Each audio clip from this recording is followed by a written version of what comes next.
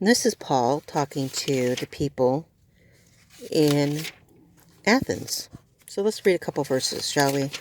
We're looking at Acts 17, and we're going to start at verse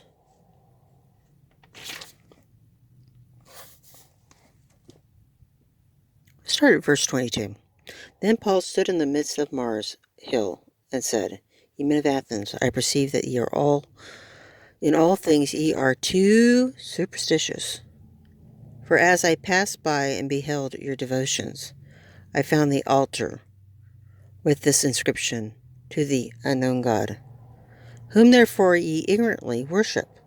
Him declare I unto you, God that made the world and all the things therein, seeing that he is Lord of heaven and earth, dwelleth not in the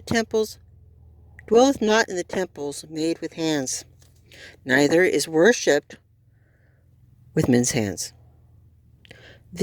as though he needed anything, seeing he giveth to all life and breath and all things, and hath made of one blood all nations of men, for to dwell in all the face of the earth, and hath determined the times before appointed, and the bounds of their habitation, that they should seek the Lord, if happily they might feel after him and find him, though he be not far from every one of us. 28. For in him we live and move and have our being, for certain also of your own poets have said, for we are also his offspring. For as much as we are the offspring of God, we ought not to think that the Godhead is like unto gold or silver or stone or graven by art of men's device.